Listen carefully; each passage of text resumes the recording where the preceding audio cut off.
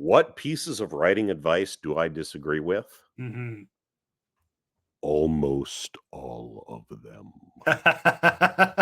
So we're gonna be here for a while, folks, strap Because in. when you say, "I am a writer," or you say, "I am going to be a writer," or you say, "I am writing a book," so many people pop out of the woodwork to say stupid things to you. And they say those stupid things because they heard it once. It made sense to them with the 30 seconds of thought that they gave it. Mm, And now they have this thing they can say when they want to sound smart. And they will say things like, "Don't be a writer unless you love writing." mm. Huh, interesting. Nobody loves writing.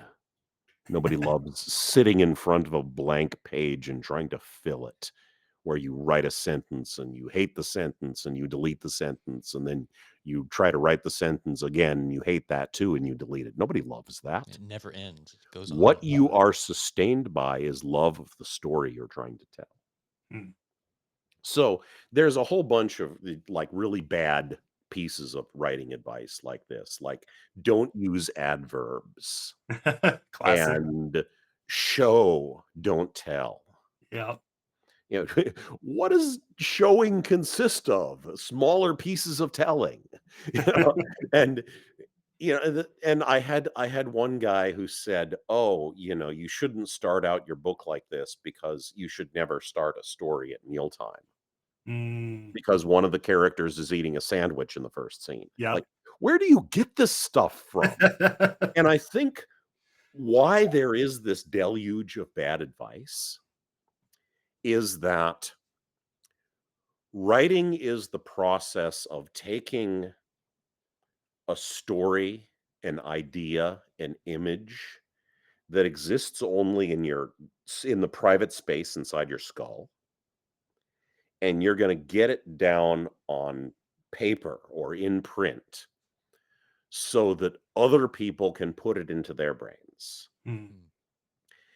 And when you think of writing that way, when you think of fiction writing that way, then you realize that the process of getting that out of your brain has to be adapted to how your brain works.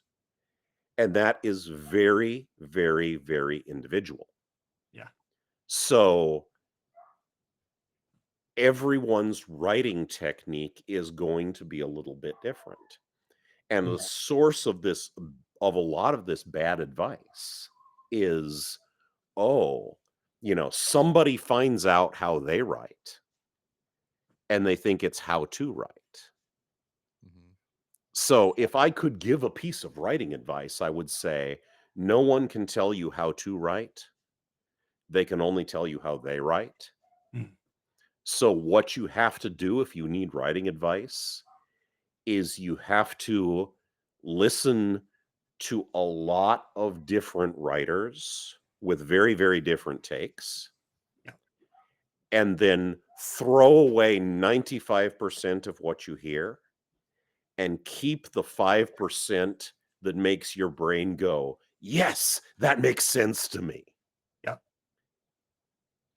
Digging for gold. Yes. Yeah. I like that. I like that a lot. Um, Maybe flipping the script really quick. Yeah. Uh, is there maybe one piece, let's narrow it down. Maybe one piece of writing advice that initially you hated or thought was terrible and dumb or resisted, and that as you got deeper into Theft of Fire, maybe that started to appeal to you and you ended up using. I think I didn't exactly hate this at first, but it started to make more sense to me the more I wrote, Hmm.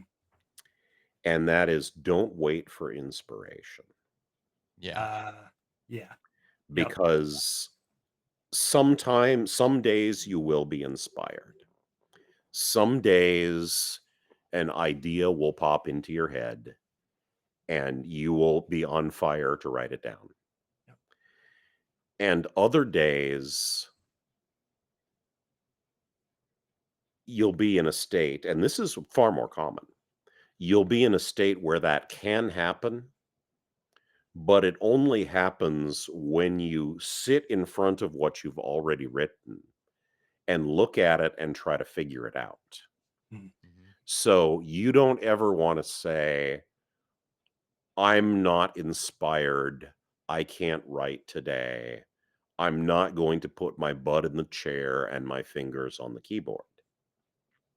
You know, sometimes you have to know when it's not working Yeah. Yeah. and you need to go sit by a waterfall or something. Yep. You need to go shooting, you know, but you have to at least butt on chair, fingers on keyboard every day. I highly recommend every day. You know, weekends, holidays, New Year's Eve, your birthday. Yep. You work every day, even if it's only in your head as you're driving down the freeway trying to solve some story problem. You don't get to take 2-week vacations. Mhm. Your vacation is that you get to have an entire career doing what you love. Your vacation is that you get to have your dream job, but the price of having your dream job is you have to do it. Yeah. Don't be Patrick Rothfuss. Don't be George Martin. Yeah. People are very angry at them. Don't do that.